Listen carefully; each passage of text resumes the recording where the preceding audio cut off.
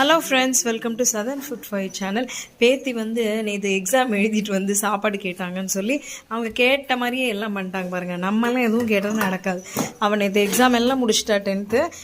நான் வந்து எக்ஸாம் முடிச்சுட்டு வரேன், நீங்கள் எனக்கு வெறும் புளிக்குழம்பு வச்சுருக்கீங்க, தேங்காய் சாதம் பண்ணி கொடுங்கன்னு இன்றைக்கி பண்ணியாச்சுங்க. வழக்கம் போல தான். இன்றைக்கி செவ்வாய்க்கிழமை சாம்பார் இல்லாமல் தேங்காய் பால் சாதம், தேங்காய் சாதம் இல்லை தேங்காய் பால் சாதம்.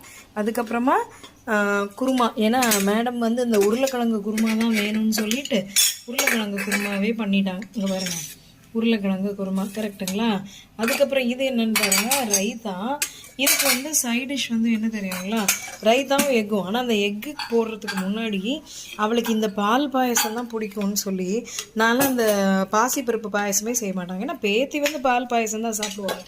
மூடி வச்சுட்டு பாலை காய்ச்சி பால் பாயசம் ரெடி ஆகிடும். முந்திரியெல்லாம் வறுத்து வச்சுட்டாங்க. முட்டைங்க. இவ்வளோ தான் இன்றைக்கி ஸ்பெஷல். மறக்காம